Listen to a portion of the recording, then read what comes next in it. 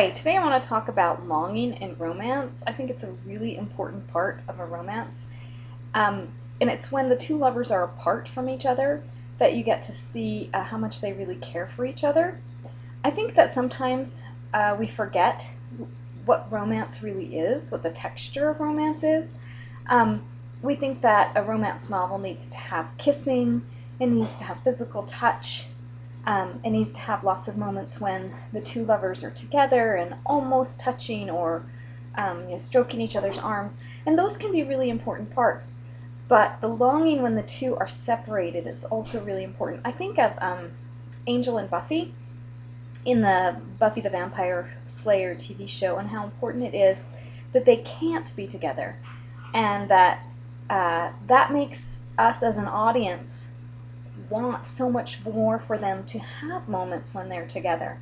Now, of course, in Buffy, there's a magical reason that Angel and Buffy can't be together, and you may or may not have a magical reason in your romance for your characters to be able to be together. But even if they're apart for ordinary reasons, they go home to different houses at night, or they have different classes, or even in the most ordinary of circumstances, your lovers are going to be apart for a while.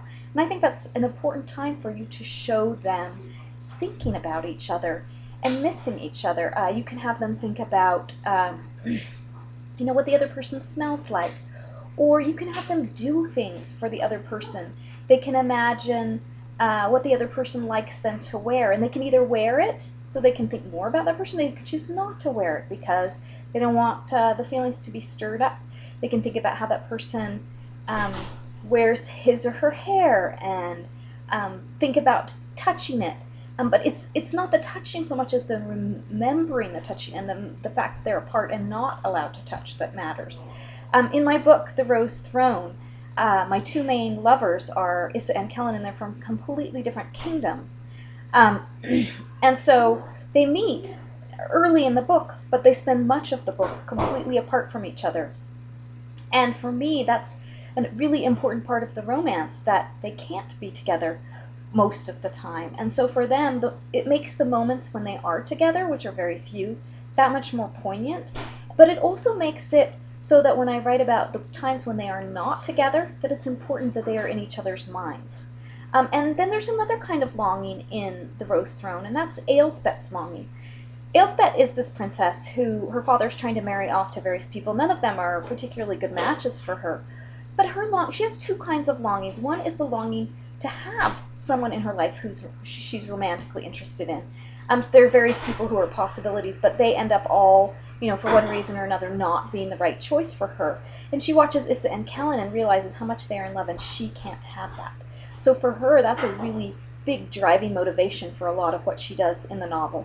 And then she has another kind of longing, which is her love of music. And while she has this love of music for herself, it's not something that she can share with other people. Her music master's been dismissed, and nobody else in Rurik, the kingdom that she lives in, knows anything about music. So she's left having this longing for music that she can't express very often. And at the end of the novel, she is going off to try to fill that longing with something else.